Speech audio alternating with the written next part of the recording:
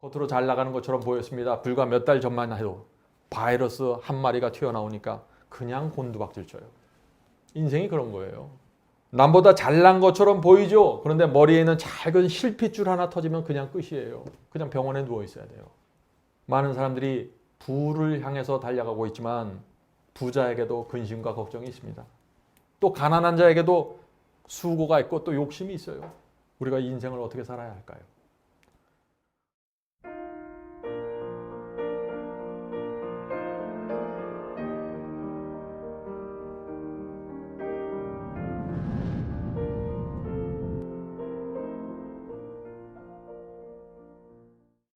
요즘 청년들이나 나이 든 분들이나 다 하는 질문들이 있습니다. 그것은 뭐냐면은 인생을 사는 지혜가 무엇입니까? 라는 질문입니다. 아주 우리 인생의 아주 근원적인 질문을 많은 분들이 던지고 있는 것입니다. 상담학자들이나 많이 배운 분들이 이런 질문에 대해서 여러 가지 지혜를 나누고 있지만은 다윗은 아주 놀라운 말씀을 합니다. 시편 4장 5절 보겠습니다. 시편 4장 5절입니다. 의의 제사를 드리고 여호와를 의뢰할지어다. 자, 이 말씀이 무슨 뜻입니까? 우리 생애를 여호와께 의의 제물로 다 바친 다음에 그 다음에 오는 결과는 여호와를 신뢰하고 맡기라는 것입니다. 이것이 인생을 사는 지혜입니다. 여러분이 열심히 공부를 해도 좋습니다. 직장을 다녀도 좋습니다. 무슨 일을 하셔도 좋습니다. 그런데 우리가 사는 이유와 목적과 삶 자체가 여호와를 위한 의의 제물이 되어야 한다는 것입니다. 우리가 살아가는 방식은 중요한 게 아닙니다. 무슨 직장, 내 월급 중요한 게 아닙니다. 중요한 것은 내 삶이 의의 제물이 되는가입니다. 자, 그렇게 다 우리가 바친 다음에 의의 제물로 드려진 다음에 혹시 가난이 오고 고통이 오고 외로움이 올지라도 그 결과는 하나님을 믿고 맡기라는 것입니다. 그리고 마음의 화평을 갖고 살아가라는 것입니다. 그것이 성경이 우리에게 말하는 것입니다. 성도 여러분, 인생 자체에 매달려서 너무 지치지 마시기 바랍니다. 이 세상에서 만질 수 없는 그 신기루를 쫓아다니다가 다 지쳐서 무덤 속에 들어가면 큰일 나는 것입니다. 성도 여러분, 오늘날 대부분의 사람들은 내 삶을 의의 제물로 바친다는 이것이 무엇인지 모릅니다. 그래서 사람들이 자꾸 그것을 보여달라고 요청하는 것입니다. 그런 사람들에게 시편 기자는 이렇게 고백합니다. 그 다음 성경절입니다. 시편 4장 6절입니다. 여러 사람의 말이 우리에게 선을 보일 자는 누구냐 하오니 여호와여 주의 얼굴을 들어 우리에게 비춰 주소서. 이 말씀은 정말 놀라운 말씀입니다. 여호와여 주의 빛을 내 얼굴에 비춰 주셔서 그들로 하여금 내 생애를 보게 해 주시옵소서. 이 말씀을 누가 했다고요? 자신의 삶을 의의 제물로 바친 사람들이 하는 것입니다. 이것은 교만이 아닙니다. 자신의 생애를 의의 제물로 다 바친 다음에 그 결과가 어떠하든지 간에 하나님께 맡긴 자의 고백입니다. 우리가 우리의 생애를 살면서 이런 고백을 하면 얼마나 좋을까요? 주여, 제가 제 직장이나 제 월급이나 제 사업 보여줄 것이 아무도 없습니다. 그러나 제 마음과 생애를 주께 제물로 드린 것 주께서 아시지 않습니까? 혹시 의의 제물에 대한 증거를 원하는 분들이 있다면 제 삶을 보여주시옵소서. 이것은 교만이 아닙니다. 이것은 하나님의 말씀에 자신의 마음과 생애를 드린 사람들의 간증입니다. 이런 고백을 하는 사람에게는 누구도 흉내낼 수 없는 하늘의 평강이 주어지는 것입니다. 성도 여러분, 어떻게 하면 우리가 우리 생애를 여호와께 제물로 드릴 수 있을까요? 오늘 우리가 이 문제를 좀 살펴보려고 하는 것입니다.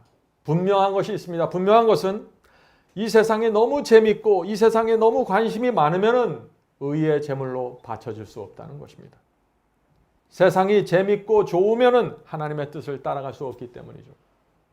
누가 내 생애를 하나님께 드릴 수 있을까요? 이 세상이 지긋지긋해야 됩니다. 이 세상이 참 싫어야 됩니다. 재미가 없어야 돼요. 이 세상에 재미가 있는 한 우리는 여호와께 온 마음을 다해서 갈 수 없는 것입니다. 세상에 대한 미련이 없어져야 됩니다. 그렇게 하려면요, 우리 그리스도인이 이 세상에 얼마나 허무하고 허무한지 알아야 되는 것입니다. 오늘 그래서 우리가 이 세상이 얼마나 허무한지 파고 들어갈 것입니다. 인도에 넉넉한 재산을 갖고 있고 참 부러울 것이 없는 한 사람이 있었습니다. 이것은 실제 이야기입니다. 그 사람의 이름은 알리였습니다. 알리에게는 비옥한 농장이 있었습니다. 정원이 있었고 뒷마등에 참 풍요로운 시냇물이 흐르고 있었습니다. 그는 시간이 날 때마다 그 아름다운 자신의 집을 보면서 참 기뻐했습니다. 너무 행복을 느낀 것입니다. 그런데 어느 날 한 번은 이 수도사가 집을 찾아와서 저 옆마을에 있는 부자가 어떻게 재산을 모았는지 설명해 주었습니다.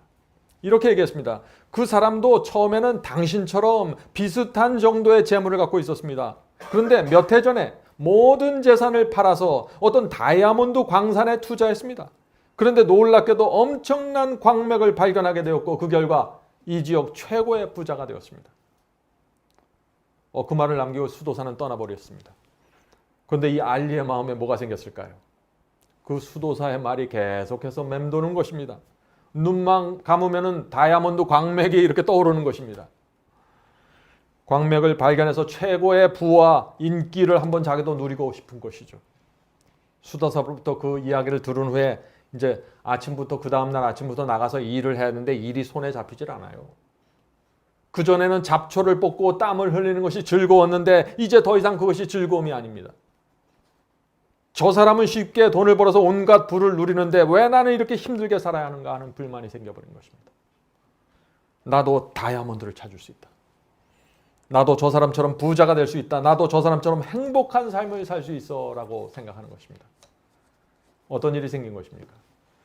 며칠 전까지만 해도 정말 행복하고 자신은 부족한 것이 없다고 생각했는데 그 수도사의 이야기를 듣고 나서 완전히 달라진 것입니다. 갑자기 불만이 마음에 딱 차버린 것입니다.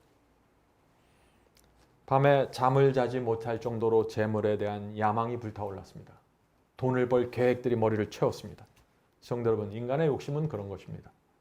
욕심을 따라가는 순간 불행에 빠집니다.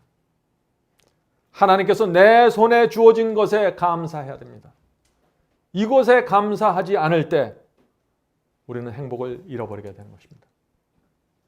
저와 여러분에게 하나님께서 무엇을 주셨습니까? 이 세상에 많은 사람들이 알지 못하는 진리를 여러분 손에 주어줬습니다.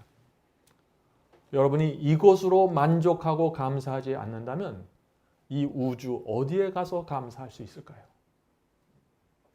잘 생각해 보세요. 여러분이 무엇에 목적을 두고 초점을 두고 내 만족과 내 행복을 느끼게 하는지. 알리는 결국 자신의 농장을 팔기로 결정했습니다. 가족들을 뒤로 남겨놓고 그 다이아몬드 광맥을 찾으러 길을 떠났습니다. 어디로 갔을까요? 아시아, 유럽, 아프리카를 온 세상을 다니면서 광맥을 찾으러 다니고 또 다닌 것입니다. 어떻게 됐을까요? 못 찾았습니다. 10여 년 동안 이를 악물고 찾았지만 못 찾았습니다. 결국 재산을 다 잃어버리고 가깝던 친구들도 떠나게 되었습니다. 무일푼이 되었습니다. 아무런 희망 없이 하루하루 참담하게 살아갔습니다. 결국 그는 이 슬픔과 좌절을 견디지 못해서 스페인의 바르셀로나에 가서 자살을 했습니다. 성도 여러분, 참 슬픈 이야기죠. 알리의 인생이 이렇게 비참해진 이유가 어디에 있습니까? 하나님께서 내게 주신 것에, 내게 허락하신 것에 만족하지 못한 것입니다. 하나님께서는 당신의 깊은 지혜와 사랑으로 내게 감당할 수 있는, 내게 적당한 것을 주셨는데 난 하나님의 지혜를 믿지 못하는 것입니다. 난 내가 원하는 것이 따로 있는 것입니다. 성도 여러분, 인생이 얼마나 허무한지 모르고 함부로 욕심내고 달려들면은요, 무너져 버립니다. 저는 이 나이까지 살아오면서 그런 분들을 많이 보았습니다. 자신을 여호와께 의의 제물로 바쳐 보지도 못한 채 인생을 마치는 분들이 너무나 많이 있는 것입니다. 평생 교회 다녔는데. 조심해야 합니다. 인생은 우리가 생각하는 것처럼 길지 않습니다. 짧은 기간 동안에 하나님께 집중하지 않으면 시간은 화살처럼 흘러갑니다. 욕심으로 무너지게 되는 것입니다. 제가 처음 30대 초반에 그리스도를 받아들이고 교회에 다니기 시작할 때 참 인생이 길게 느껴졌습니다. 이렇게 좁은 길 가고 말씀대로 살면서 어떻게 남은 이 긴 생애를 다 살 수 있을까? 그런 생각을 했습니다. 근데 벌써 제가 여기 와 있는 것입니다. 머리에 흰머리가 나기 시작합니다. 인생은 그렇게 길지 않습니다. 여러분이 일하고 잠자고 먹는 시간 외에 말씀에 정말 집중할 수 있는 시간은 얼마 되지 않는 것입니다. 그 시간을 놓쳐버리면 끝입니다. 알리의 이야기는 거기서 끝나지 않습니다. 자, 알리에게 농장을 산 그 새로운 주인이 있겠죠? 그 주인에게 그런데 놀라운 일이 생겼습니다. 한 번은 그 사람이 뒷마당에 가서 맑은 시냇물을 바라보고 있는데 그 시냇물 속에 아주 아름다운 색깔의 돌들이 바닥에 깔려 있는 것을 보았습니다. 그는 마음에 드는 돌들을 주워다가 거실에 늘어놓고 진열을 해놓았습니다. 그런데 얼마 후에 수도사가 또 이 농장을 찾아왔습니다.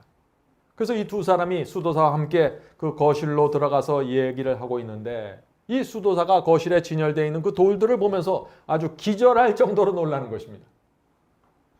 그래서 그 주인에게 이렇게 말합니다. 선생님, 이 돌들을 어디서 가져왔습니까? 자, 이 집주인은 웃으면서 저희 집 뒷마당에 시냇물이 흐르는데 거기 가면 이런 돌들이 아주 많습니다. 수도사가 이렇게 외쳤습니다. 선생님, 이것은 다이아몬드입니다. 내가 본 다이아몬드 중에 가장 큰 것입니다. 집주인은 믿을 수가 없었습니다. 지금 제가 무슨 얘기하는 거예요? 만든 얘기가 아닙니다. 실화입니다. 정말인가요? 뒷마당 시냇물에 그런 돌들이 잔뜩 있는데 그것이 다 다이아몬드라는 말입니까? 성도 여러분, 이 알리가 팔았던 그 농장은요, 인도에서 가장 큰 다이아몬드 광맥이 되었습니다. 그곳에서 나온 다이아몬드가 영국 황실 왕관에 박혔습니다. 참 인생은 이상하죠. 참 이상한 것이 인생입니다. 알리라는 사람은 부를 찾기 위해서 자기 집을 다 버리고 온 세상을 다 돌아다니면서 찾고 찾았는데 정작 최고의 광맥은 자기 집 안에 있었던 것입니다.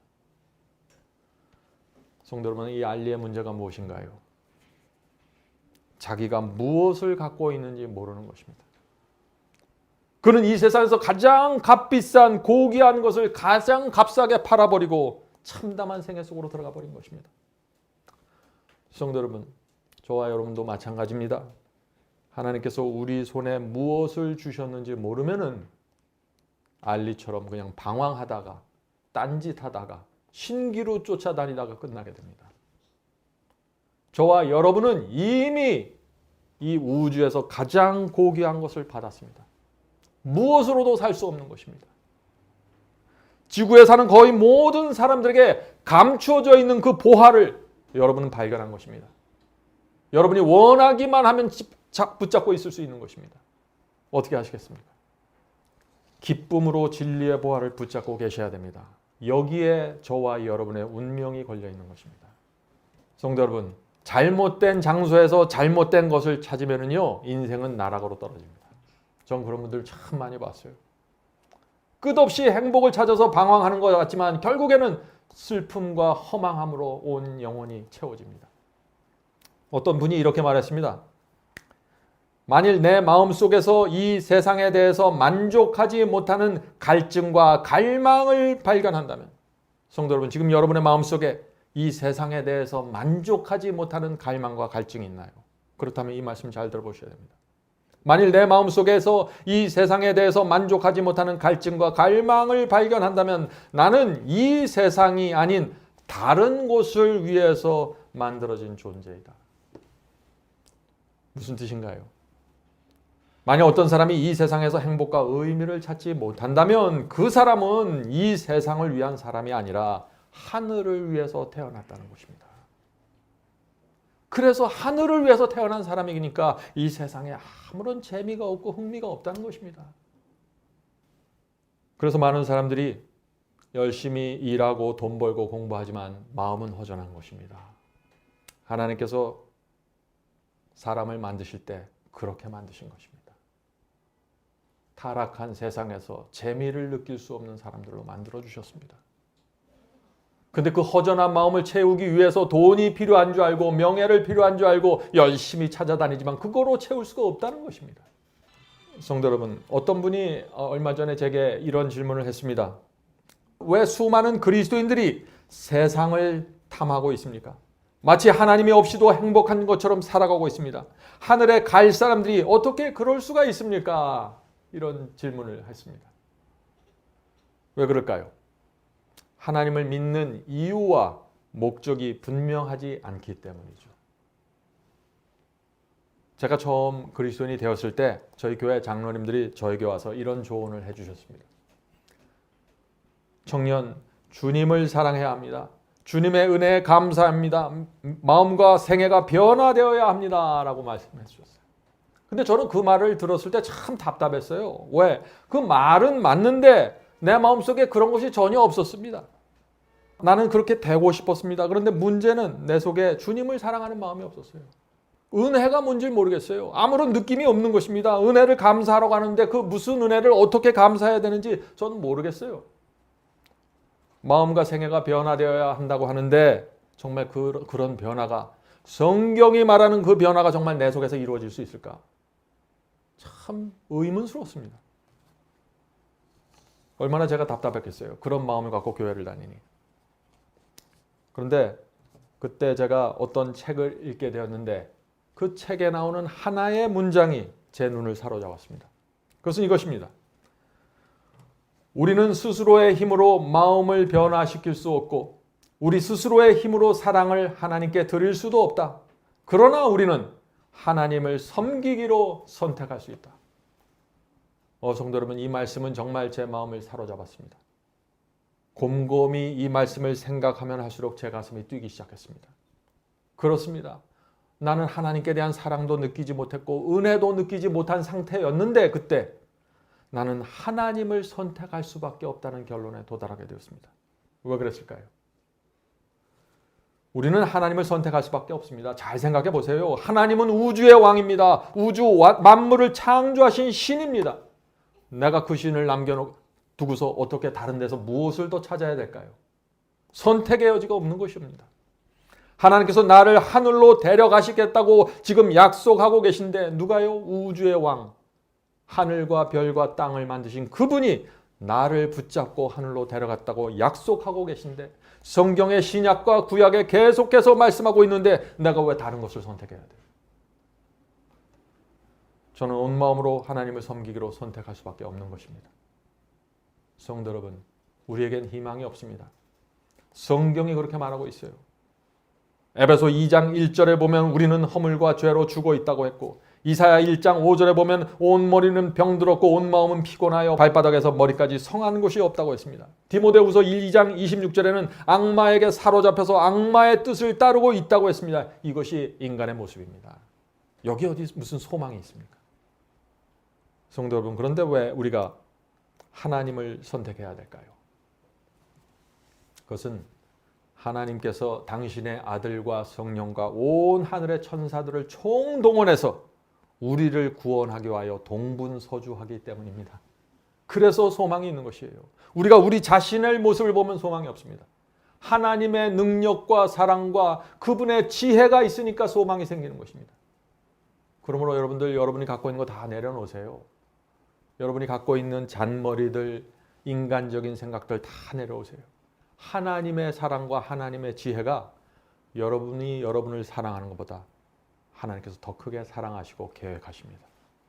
그걸 믿고 가시는 게 지혜입니다. 여러분의 이성과 양심을 다해서 한번 생각해 보세요. 어떤 것이 우리 자신에게 최고의 행복이고 유익이 되는지 생각하면 생각할수록 하나님 외에는 다른 선택이 없는 것입니다. 그래서 예수께서 이렇게 말씀하셨어요. 누가복음 14장 28절입니다. 누가복음 14장 28절. 너희 중에 누가 망대를 세우고자 할진대 자기의 가진 것이 준공하기까지에 족할는지 먼저 앉아 그 비용을 계산하지 아니하겠느냐. 이 말씀이 무슨 뜻입니까? 하나님을 따르는 것이 남는 장사인지 미치는 장사인지 미리 좀 계산 좀 하고 따라오라는 것이에요. 잘 계산하면은 하나님을 따르지 않을 수 없다는 것입니다. 성도 여러분, 여러분이 갖고 있는 주파 하나를 튕겨서 계산해 보세요. 이것을 계산해 보아야만 하나님께 대한 확신을 갖고 올 수 있는 것입니다. 하나님께 올인할 수 있는 것이에요. 계산을 해봐야지. 우리 인생을요, 60년, 70년, 80년 정도로 계산하면은요, 하나님을 따르는 것이 손해입니다. 왜요? 주어진 시간 동안 열심히 살고 재밌게 살고 그러다가 가야죠. 우리가 이 세상에 살다가 먼지처럼 정말 사라지는 그런 존재라면은 하나님을 섬기면 안 됩니다. 그건 시간 손해예요. 그런데 만일 우리의 인생이 영원으로 연결될 수 있다면 어떻게 될까요? 그때는 완전히 이야기가 달라지게 되는 것입니다. 성도 여러분, 영원히 행복하게, 영원히 만족하게 살 수 있는데 우리가 어떻게 이 세상에 끌려갈 수 있습니까? 신기루인데 잠시 있다가 사라지는 것들인데 잘 생각해 보세요. 판단하고 주님을 선택하셔야 돼. 우리는 하나님을 섬기기로 선택할 수 있습니다. 왜요? 이 세상 대신에 하나님을 선택하는 것이 나에게 가장 큰 유익이고 행복이고 만족이기 때문에 그렇습니다. 성도 여러분, 우리의 신앙이 어디서 문제가 생겼는지 잘 생각해 보셔야 합니다. 많은 그리스도인들이 수십 년 동안 교회를 다니는데 하나님을 반드시 섬겨야 될 이유가 없는 채 섬기는 것입니다. 그래서 이것도 아니고 저것도 아니고 죄와 세상에 시달리게 자꾸 되는 것입니다. 성도 여러분, 많은 그리스도인들이 하나님을 섬겨야 할 분명한 이유가 없은 채 하나님을 사랑하려고 애씁니다. 감사하려고 애씁니다. 주님의 은혜를 느껴보려고 애를 씁니다. 근데 잘 안 됩니다. 그래서 신앙이 억지가 되는 것입니다. 부자연스럽습니다. 성도 여러분, 신앙에서 중요한 것은 첫 돌입니다. 첫 돌을 정확하게 놔야 돼요.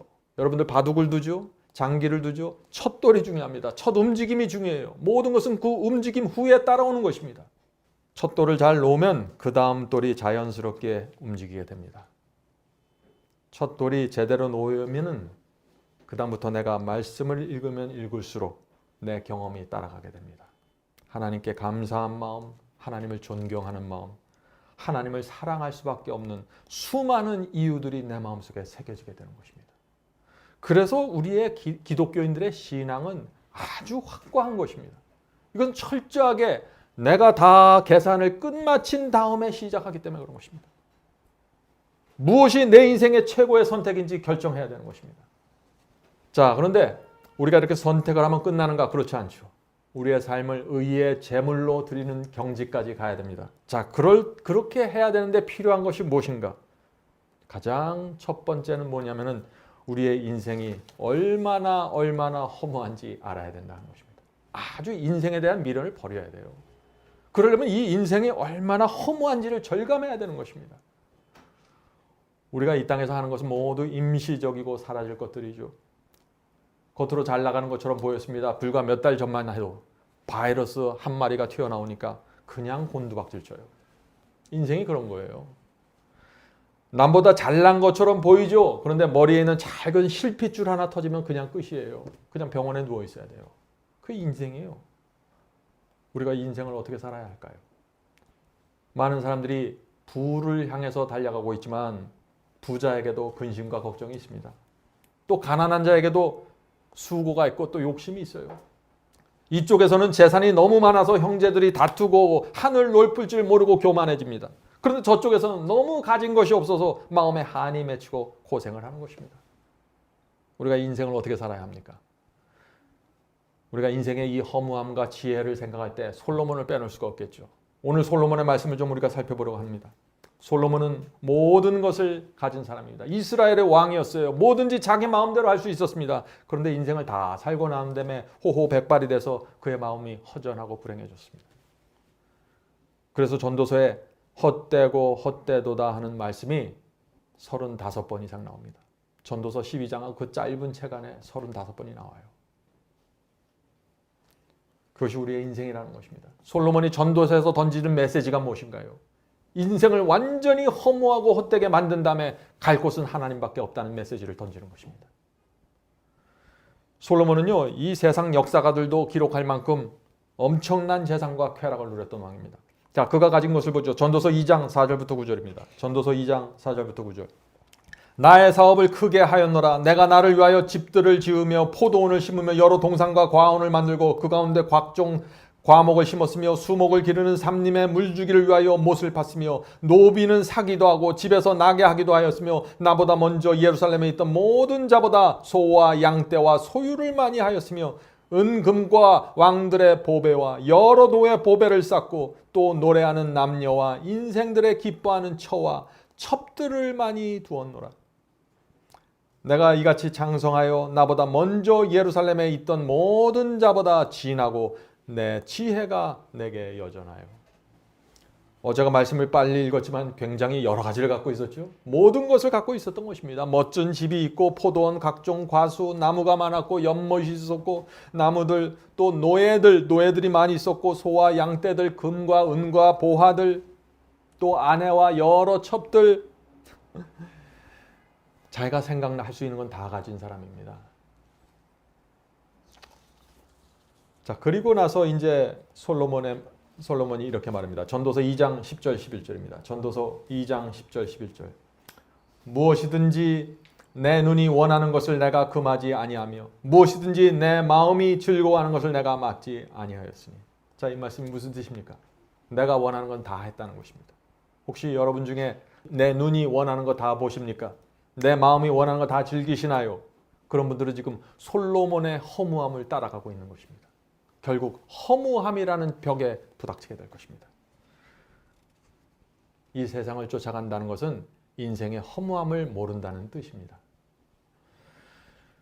하나님께서 내 손에 주어진 이 말씀이 얼마나 중요한지 모르는 것입니다.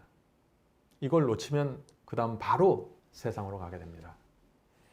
계속해서 읽어보죠. 이는 나의 모든 수고를 내 마음이 기뻐하였습니다. 이것이 나의 모든 수고로 말미암아 얻은 것이로되. 자, 여기까지 멋진 삶이었죠. 그런데 이런 삶을 다 산 후에 또 솔로몬이 한마디를 또 남깁니다. 그 후에 본즉, 그 후는 뭘까요? 인생을 다 살고 나서 본즉 내 손으로 한 모든 일과 수고한 모든 수고가 다 헛되어 바람을 잡으려나 하는 것이며 해 아래서 무익한 것이로다. 성도 여러분, 솔로몬은 다 해봤어요. 그런데 결국에는 뭐예요? 다 헛되다는 것입니다. 다 헛되고 마치 바람을 손으로 잡으려는 것처럼 그렇게 헛되게 살았다고 지금 고백하는 것입니다. 자, 손으로 바람을 잡는 것, 그것이 무엇인가요? 이 세상에서 이것저것 애쓰려고 애쓰고 고생하죠? 아무것도 잡지 못한다는 것입니다. 손으로 바람 잡는 것입니다.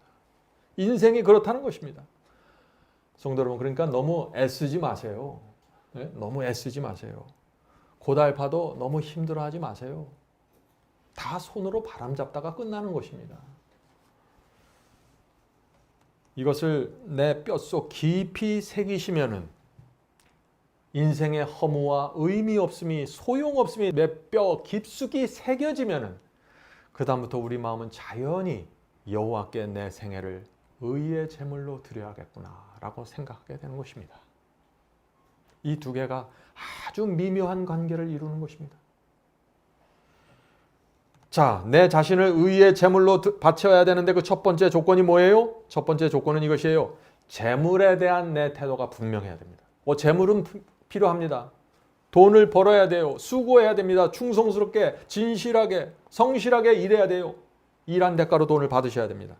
그런데 그 재물에 대한 태도가 분명해야 됩니다.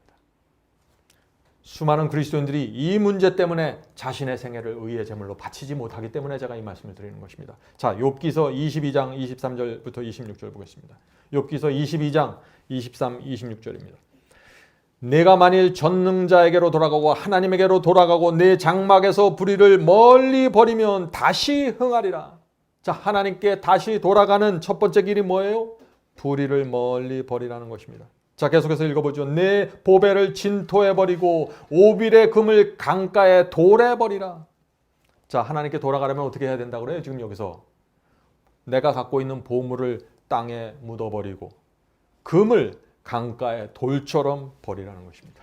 이것이 욥의 이야기예요. 자, 이렇게 하면 어떤 일이 생길까요? 계속 나옵니다. 그리하면 전능자가 내 보배가 되시며 내가 보배를 버렸습니까? 그러면 하나님께서 내 보배가 되어 주신다는 것입니다. 전능자가 내 보배가 되시며 내게 귀한 은이 되시리라. 이에 내가 전능자를 기뻐하며 하나님께로 얼굴을 들 것이라. 성도 여러분, 돈과 재물에 대한 집착을 강가의 돌처럼 버리셔야 됩니다. 왜요? 인생은 허무한 것이기 때문에, 다 놓고 가는 것이기 때문에.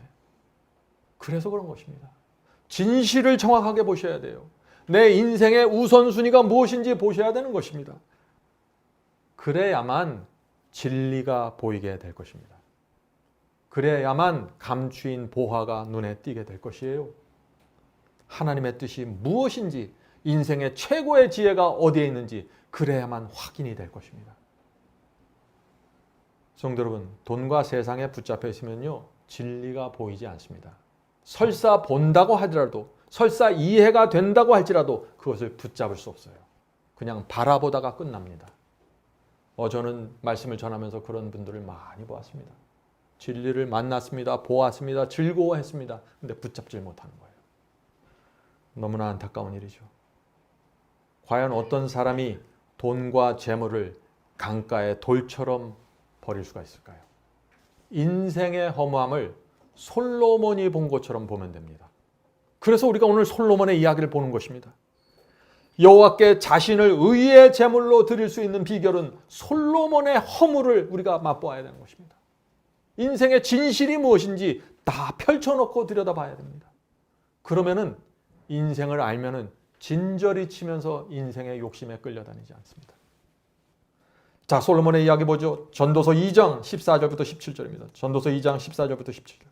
지혜자는 눈이 밝고 우매자는, 자, 똑똑한 사람은 눈이 밝고 우매자, 바보 같은 부족한 사람은 어두움에 다니거니와 이들이 당하는 일이 다 일반인 줄을 내가 깨닫고.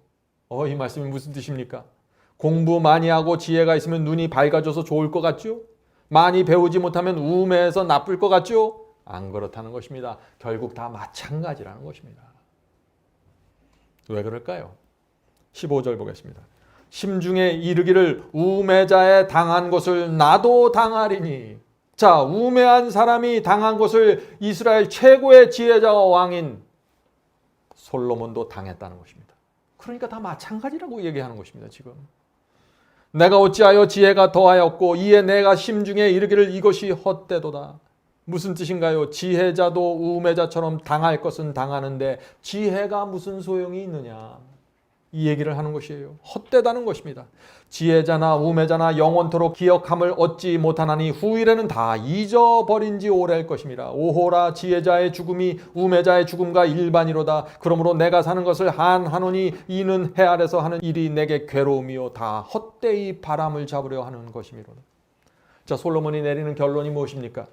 잘난 사람이나 못난 사람이나 다 결국에는 무덤 속에 들어가는데 무슨 차이가 있냐는 얘기예요. 잘나고 못나고 많이 공부하고 적게 공부하고 의미가 없다는 것입니다. 인생은 그냥 정해진 시간 살다가 들어가는 것입니다. 우리가 이 기간 동안 어떻게 살아야 될까요? 이것이 지혜입니다. 성도 여러분, 이 전도서에서 솔로몬이 말하려고 하는 것이 뭐예요? 지금 인생을 비관하니까 지금 염세주의자가 되라는 얘기인가요? 아니죠. 솔로몬은 자신이 왕으로서 모든 것을 누렸지만 결국에는 의미가 없었고 하나님 외에는 답이 없다는 것을 지금 말하려고 하는 것이에요. 전도서 2장 26절입니다.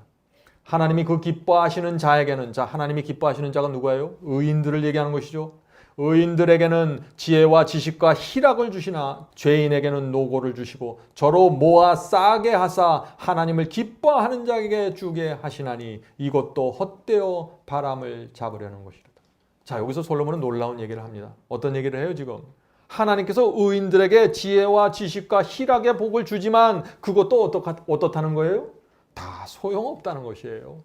헛되서 바람을 잡으려는 것이라는 것입니다. 하나님께서 주신 것까지. 왜 그럴까요? 결국엔 다 죽기 때문에 그런 것이에요. 다 하나님께서 주신 복과 희락까지 다 내려놓아야 한다는 것입니다. 솔로몬 점점 더 놀라운 얘기를 합니다. 전도서 3장 19절입니다. 여러분들 너무 비관하지 마세요. 전도서의 결론은 마지막 장에 있습니다.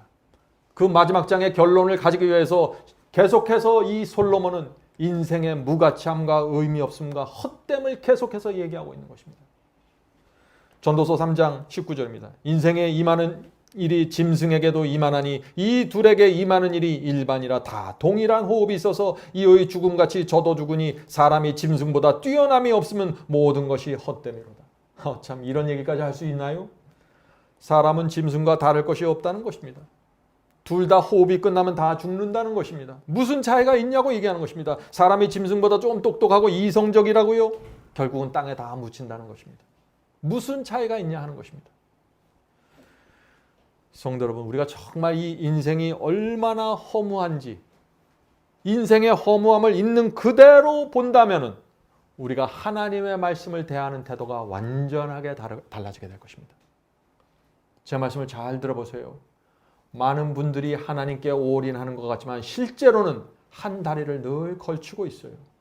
인생의 허무함을 보지 못하기 때문에 늘 미련으로 한 손을 붙잡고 있는 것입니다. 이것을 놓으셔야 됩니다.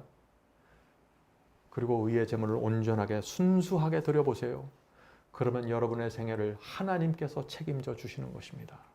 이것이 성경의 지혜입니다. 인생의 허무함을 들여다본 사람은요, 인생이 잘 풀리지 않고 참 남들이 볼 때 초라해도 부끄러워하지 않습니다.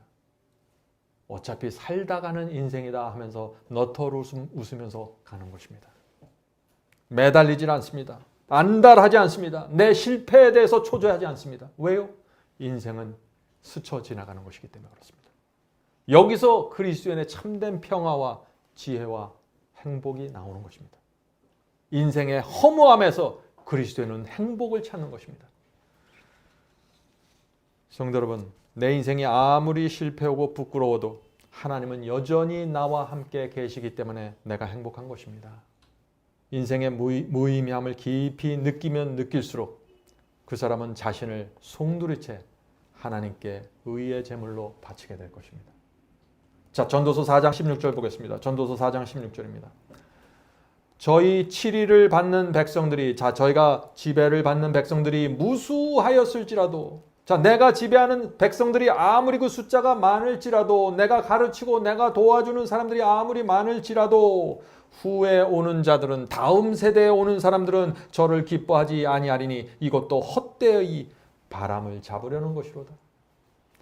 무슨 뜻인가요? 이 세상에 내가 아무리 큰 업적을 남기도 시간이 지나가면 사람들은 다 나를 잊어버린다는 것입니다. 아무리 공로와 명예를 쌓아도 다 잊어버린다는 것입니다. 소용이 없다는 것입니다. 그래서 성도 여러분, 이 솔로몬이 헛되다는 말을 지금 계속해서 반복하고 있죠. 이 헛되다는 말의 히브리어를 보면은요, 증기라는 뜻이라고 합니다. 증기. 증기가 얼마나 허무해요. 예? 인생이 증기처럼 순식간에 사라진다는 것입니다. 그것이 하나님의 눈으로 보는 인생입니다. 그것이 솔로몬이 인생을 다 산 다음에 자기 인생을 보면서 내 인생은 증기였구나 깨닫는 것입니다. 성도 여러분, 우리가 인생을 어떻게 살아야 합니까? 하늘의 지혜를 받게 되길 제가 간절히 바랍니다. 전도서 5장 10절 11절입니다. 전도서 5장 10절 11절. 은을 사랑하는 자는 은으로 만족함이 없고 풍부를 사랑하는 자는 소득으로 만족함이 없느니 이것도 헛되도다. 자, 은으로도 소득으로도 봉급으로도 월급으로도 만족할 수 없다는 것입니다. 사람의 욕심은 끝이 없기 때문이죠. 돈을 벌면 벌수록 욕심은 끝없이 올라가는 것입니다. 제가 그렇게 살았습니다. 제가 젊었을 때 시골에 가서 사는데 그때 수입이 없었습니다. 그때 제 생각에 한 달에 한 100만 원, 1000불만 있으면 난 정말 만족하겠다. 그렇게 생각했어요. 근데 몇 년을 살면서 1000불을 벌었어요. 내 인컴이, 수입이 그거 이상으로 올라갔어요. 그러니까 어떤 생각을 하게 될까요?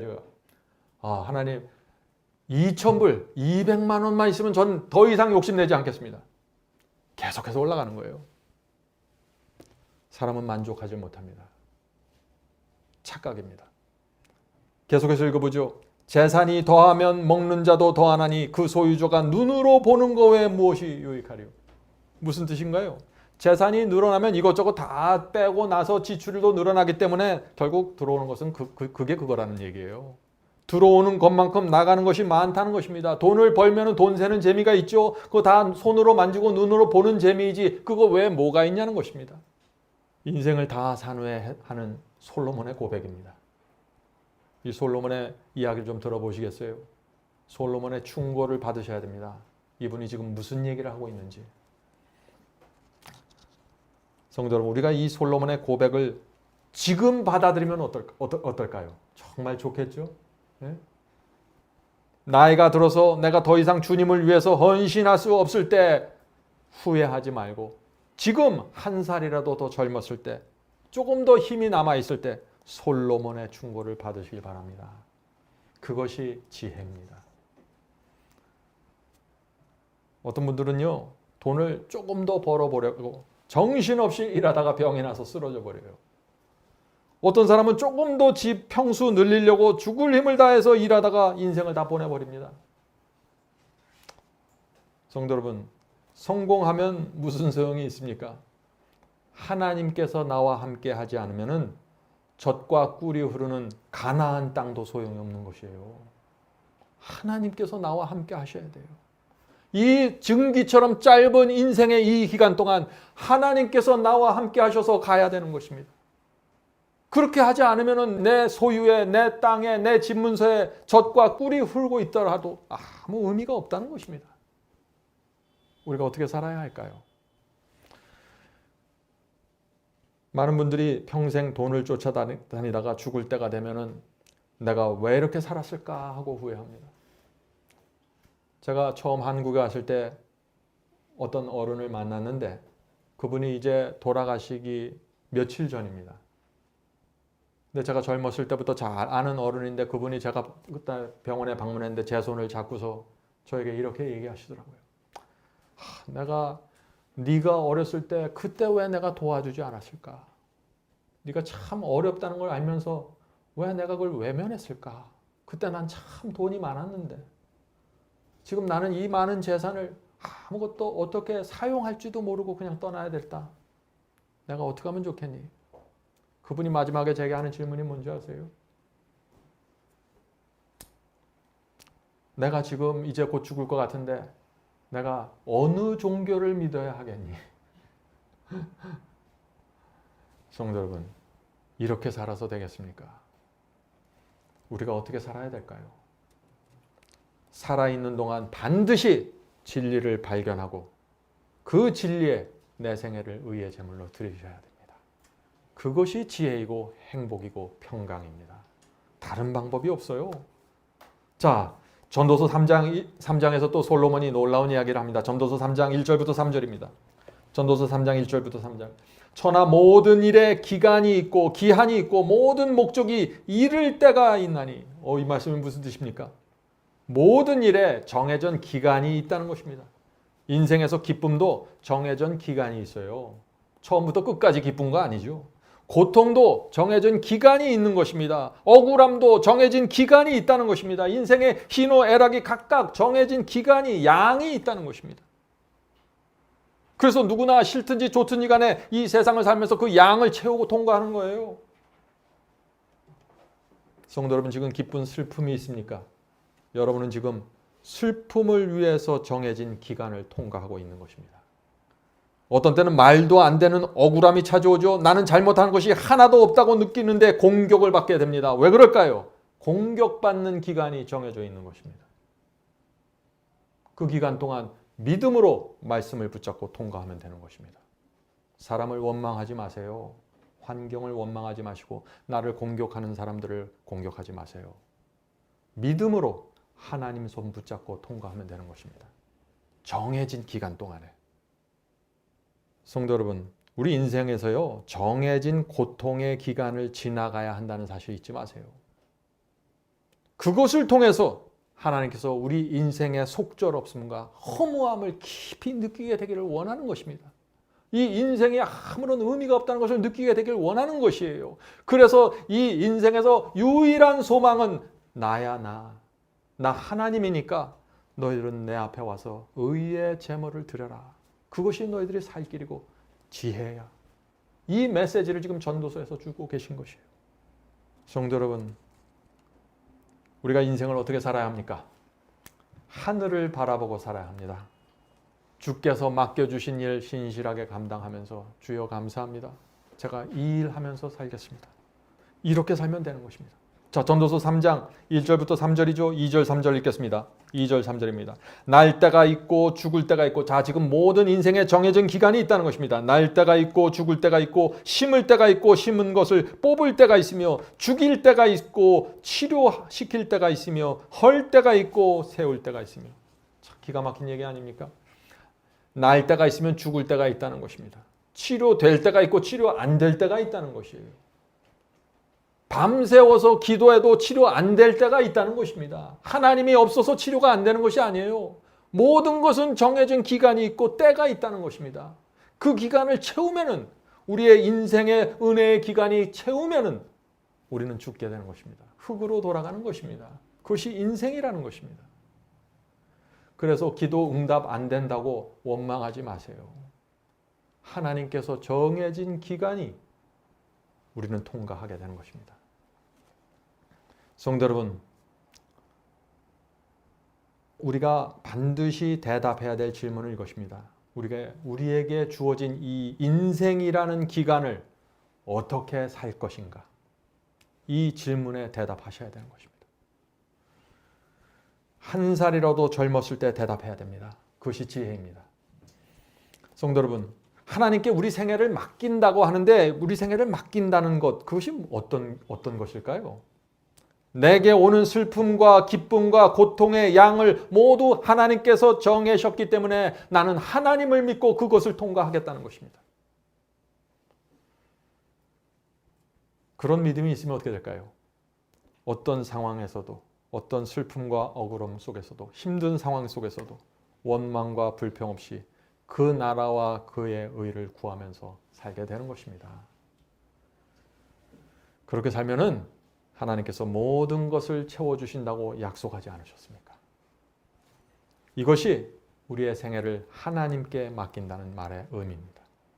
여러분들 맡기실 수 있나요? 맡기셔야 됩니다. 내 인생을 받아주실 분은 인간이 아니에요. 우주를 창조하신 하나님께서 내 인생을 받아주셔서 우리를 붙잡고 가시겠다고 말씀하고 계신 것입니다. 자, 우리 전도서 잘못 읽으면 인생이 허무하고 우울증에 빠질 수 있죠. 이 솔로몬이 말하려고 하는 것은 그것이 아니라고 제가 말씀드렸습니다. 전도서 3장 9절부터 12절입니다. 전도서 3장 9절부터 12절. 일하는 자가 그 수고로 말미암아 무슨 이익이 있으랴. 하나님이 인생들에게 노고를 조사 애쓰게 하신 것을 내가 보았노라. 자, 아담이 범한 죄 때문에 인생은 고달파졌습니다. 누구든지 아담의 후손으로 태어나는 사람들은 이 세상에 태어나서 애쓰고 수고해야만 겨우 먹고 살 수 있게 되었습니다. 계속해서 읽어보죠. 하나님이 모든 것을 지으시되 때를 따라 아름답게 하셨고 또 사람에게 영원을 사모하는 마음을 주셨느니라. 인생이 고달프고 허무하지요. 그런데 하나님께서 우리 속에 영원을 사모하는 마음을 주셨습니다. 지금 이 말씀을 듣는 여러분 모두에게 영원을 사모하는 마음이 있는 것입니다. 하나님께서는 그 마음에 호소하시고 그 마음을 두드리시면서 여러분의 생애를 이끌어 가시는 것입니다. 거기에 반응하셔야 되는 것입니다. 계속해서 읽겠습니다. 그러나 하나님의 하시는 일의 시종을 사람으로 측량할 수 없게 하셨도다. 사람이 사는 동안에, 자, 여기 중요한 말씀이 나옵니다. 사람이 사는 동안에 기뻐하며 선을 행하는 것보다 더 나은 것이 없는 줄을 내가 알았고. 인생이 허무합니다. 아무 의미가 없습니다. 그런데 가장 의미 있는 것이 뭐예요? 기뻐하며 선을 행하는 것보다 더 좋은 것은 없다는 것입니다. 이것이 솔로몬이 자신의 인생을 다 산 후에 자기 인생의 끝에서 마지막으로 남긴 결론입니다. 성도 여러분, 우리가 어떻게 살아야 할까요? 기뻐하면서 선을 행하면서 살아야 되는 것입니다. 이 허무한 인생 속에서 그리스도인은 기뻐하면서 선을 행하면서 살 수 있다는 것입니다. 헌신하고 희생하는데 기쁨으로 할 수 있다는 것입니다. 남들에게 손해보는 것 같은데 기쁨으로 할 수 있다는 것입니다. 여기에 기독교 신앙의 파워가 나오는 것입니다. 이 허무한 세상에서. 성도 여러분, 기쁨으로 하지 않는 것은 그것이 선일지라도 소용이 없다는 것입니다. 오늘 많은 분들이 선을 행한 후에, 아주 좋은 봉사를 한 후에 낙담을 합니다. 왜 낙담을 할까요? 나는 선을 행했는데 나에게 돌아오는 보상은 없다는 것입니다. 나는 선을 행했는데 저 사람은 나에게 보답하지 않는다는 것입니다.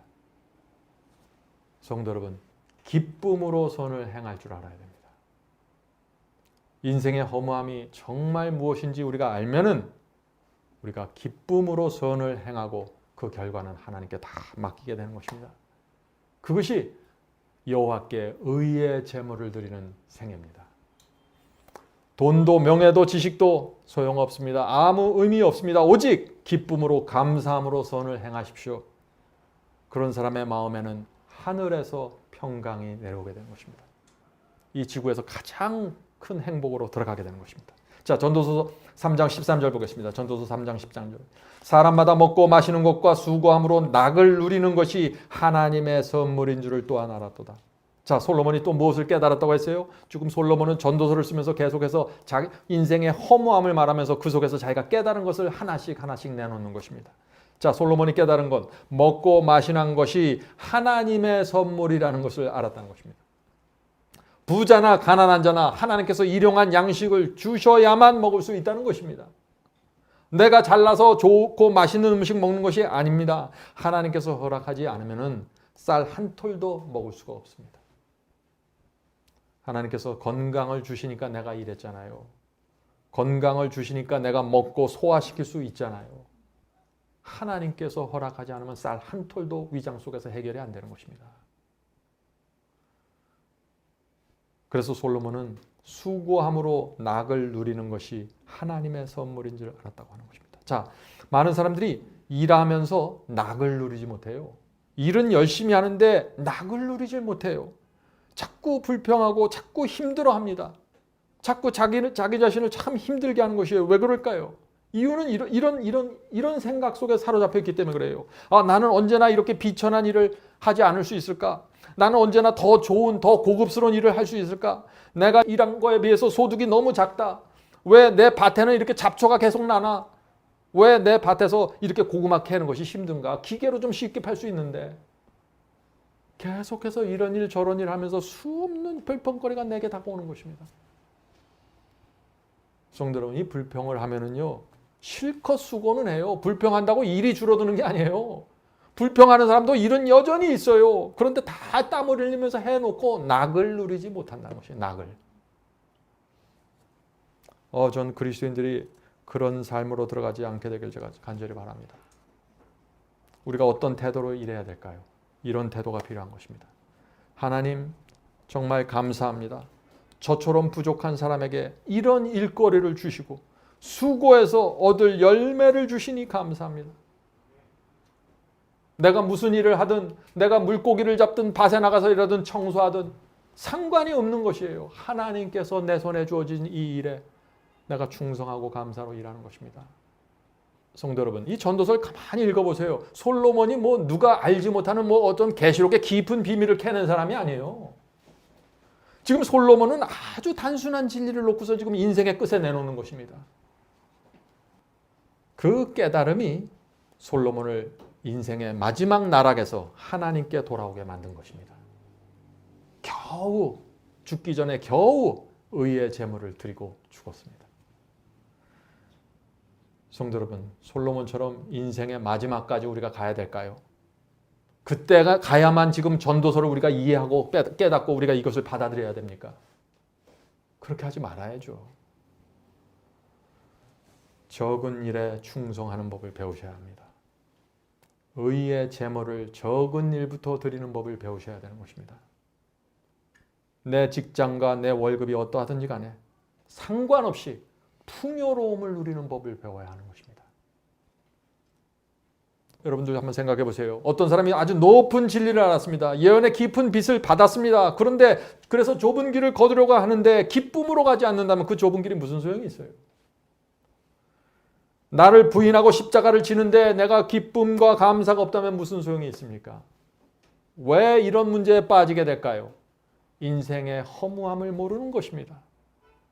하나님께서 내게 주신 이 진리의 귀중함을 모르는 것입니다. 그래서 자꾸 수고스럽게 느껴지고 자꾸 어렵게 느껴지는 것이에요. 증기처럼 짧은 인생 속에 내가 무엇에 집중할 수 있을까요? 그것을 잡아야 되는 것입니다.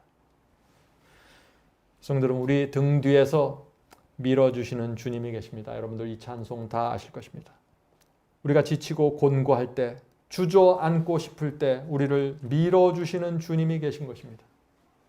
주께서 우리를 밀어주고 계신데 우리 입에서 계속해서 불평과 한숨을 쉬면서 좁은 길을 걸어간다면 주님의 마음이 얼마나 아플까요?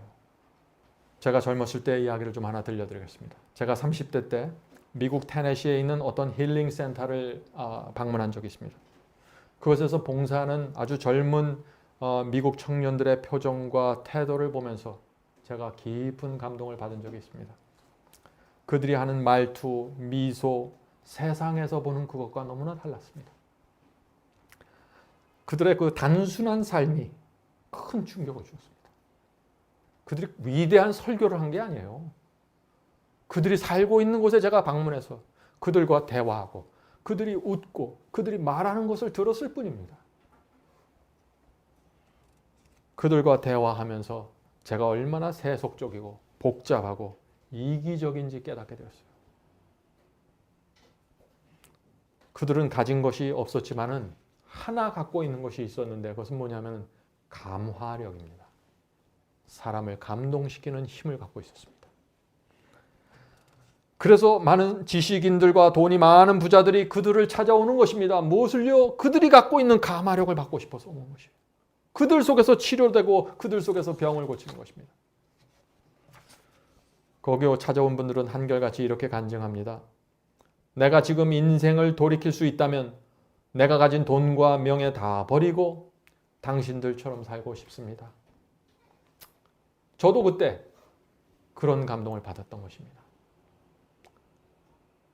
저는 지금도 마음이 허전하고 외로울 때 그때 받았던 감동을 기억하면서 지금 나에게 그런 분위기, 그런 감화력 나오길 기도하는 것입니다.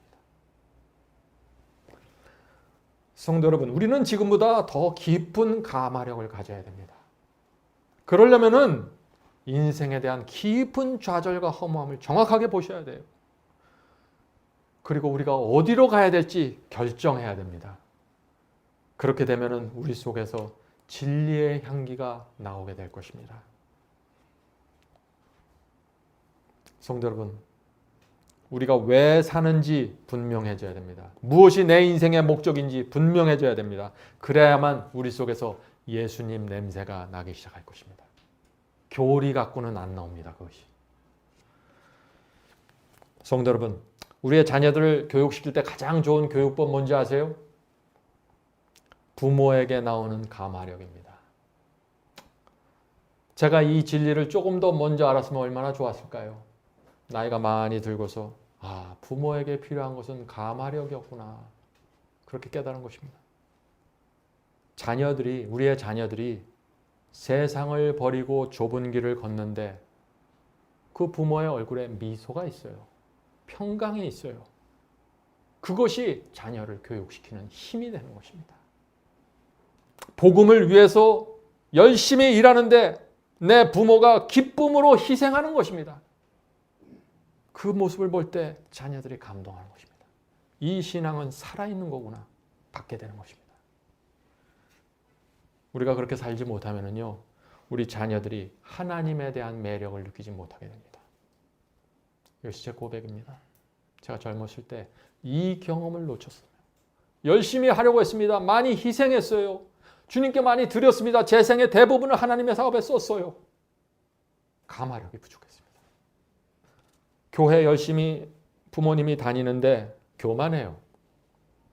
새벽 기도 열심히 나가는데 불평을 합니다. 우리가 이런 모습으로 살아갈 때 자녀들이 신앙을 버리고 떠나가게 됩니다. 잘 생각해 보세요. 우리가 어떻게 살아야 되는지. 어려운 것이 아닙니다. 인생의 분명한 목적을 놓고서 내 생애를 적은 일부터 주 앞에 제물로 드리면서 살아가면 되는 것입니다. 자, 솔로몬이 깨달은 또 하나 있습니다. 전도서 5장 1절입니다. 전도서 5장 1절. 너는 하나님의 전에 들어갈 때 네 발을 삼갈지어다. 가까이 하여 말씀을 듣는 것이 우매자의 제사 드리는 것보다 나으니 저희는 악을 행하면서도 깨닫지 못함이니라. 이 말씀이 무슨 뜻인가요? 솔로몬은 지금 말합니다. 악을 행하면서도 깨닫지 못하는 사람들이 있다는 것입니다. 어떤 사람들이요? 제사를 드리고 예배를 드리고 열심히 하나님을 믿는 것처럼 보이는데 하나님의 말씀은 가까이 하지 않는다는 것이에요. 교회 열심히 다녀요. 근데 말씀은 가까이 하지 않는다는 것입니다. 성도 여러분, 내가 하는 일이 중요한 것이 아니에요. 내가 집사를 하고 장로를 하는 게 그게 중요한 것이 아닙니다. 청소를 하든지 바다에 나가서 물고기를 잡든지 상관없어요. 중요한 것은 하나님의 말씀을 내가 가까이 해서 내 삶이 여호와께 의의 제물로 바쳐지는 것입니다. 이 증기처럼 짧은 인생 동안 그 일을 계속하면서 살아가는 것입니다. 그것이 신앙이에요. 그것이 참된 복된 길이고 지혜이고 행복이라는 것입니다. 자, 솔로몬은 우리가 말씀을 가까이 하지 않으면 어떻게 된다 그랬어요? 악을 행하는데 깨닫지 못한다는 거예요. 조심해야 됩니다. 하나님의 말씀을 가까이 하지 않으면 어떻게 돼요? 내가 지금 무슨 말을 하고 있는지 몰라요. 내가 지금 무슨 행동을 하고 있는지 몰라요. 자기는 좋은 일을 한다고 하는데 악을 행한다는 것입니다. 성도 여러분, 솔로몬은 인생의 쾌락을 갈 수 있는 데까지 가본 사람이죠. 그런데 거기는 자기가 가봤는데 거기는 아무것도 없었다는 얘기예요. 우리가 이 솔로몬의 이야기를, 솔로몬의 증인을 받아들일 수 있을까요? 받아들이셔야 됩니다. 그것이 하늘의 지혜이고 참된 행복으로 가는 길입니다. 자, 마지막 말씀 읽고 마치도록 하겠습니다. 전도서 마지막 말씀입니다. 전도서 12장 13절 14절. 전도서 12장 13절 14절. 이래 결국을 다 들었으니 하나님을 경외하고 그 명령을 지킬지어다. 이것이 사람의 본분이니라. 하나님은 모든 행위와 모든 은밀한 일을 선악간에 심판하시리라. 성도 여러분, 사람의 본분이 뭐라고요? 하나님을 경외하고 말씀에 순종하는 것입니다. 이 사람들은 증기처럼 그 짧은 인생의 끝에 이 지구에서 얻을 수 있는 최고의 복을 받게 될 것입니다. 우리 그리스도인의 복은요, 살면서 받은 복도 있지만 가장 큰 복은 우리의 인생이 맞춰질 때 하나님께서 주시는 것입니다. 예수께서 재림하실 때 하나님께서 주시는 것입니다. 그것이 우리가 바라볼 복이에요. 그러므로 학벌도 중요하지 않습니다. 어떤 직장 중요하지 않습니다. 중요한 것은 내가 하나님의 말씀에 순종하고 그분을 경외하면서 사는 것입니다. 기쁨으로 헌신하고 기쁨으로 선을 행하는 것입니다. 성도 여러분, 오늘 우리가 나눈 이 솔로몬의 허무함이 정말 우리 마음속에 와 닿는다면 우리는 아무런 망설임 없이 우리의 생애를 여호와께 의의 제물로 드리게 될 것입니다. 그리고 그 결과로 생기는 모든 일들은 여호와께 맡기게 될 것입니다. 성도 여러분, 부디 우리의 인생이 여호와께 의의 제물로 바쳐지게 되길 제가 간절히 바랍니다. 하늘에 계신 저희들의 아버지, 오늘 솔로몬을 통해서 인생의 허무함을 있는 그대로 보여주셔서 감사합니다. 저희가 신기루같이 존재하지 않는 인생을 쫓아다니다가 지치고 피곤합니다. 그러나 저희에게 하나님이 계셔서 얼마나 감사한지 모르겠습니다. 주여, 이 증기같이 사라지는 저희의 인생 속에서 저희 앞에 놓여진 적은 일들에 충성하고 기쁨으로 선을 행하면서 살 수 있게 도와주시옵소서. 하늘에 계신 아버지, 하나님께서 저희 손에 쥐어주신 이 감추인 보화에 대한 소중함을 느낄 수 있도록 역사해 주시옵소서. 저희의 마음이 완악하고 둔해서 성령께서 저에게 파고들면서 저희의 마음을 뒤집지 않으면 저희가 도무지 알 수도 없고 느낄 수 없는 그런 미련한 존재들입니다. 주여, 진리를 보여주시옵소서. 진리의 가치와 소중함을 보여주셔서 이것이 이 세상에서 누릴 수 있는 가장 큰 복이고 행복이라는 사실이 우리의 마음을 쳐서 우리의 생애를 끌어다가 주 앞에 굴복시킬 수 있도록 도와주시옵소서. 하늘에 계신 아버지, 하나님이 제 편이라는 이 사실이, 하나님이 우리 편이라는 이 사실이 우리의 인생을 허무함에서 기쁨과 즐거움으로 이끌어갈 수 있도록 도와주셔서 감사합니다. 이제 저희가 저희의 남은 생애를 의의 제물로 여호와께 드리기를 소원하오니 성령께서 이 시간에 오셔서 저희의 마음을 이끌어 주시고 역사해 주시옵소서. 예수님의 이름으로 간절하게 기도드립니다. 아멘.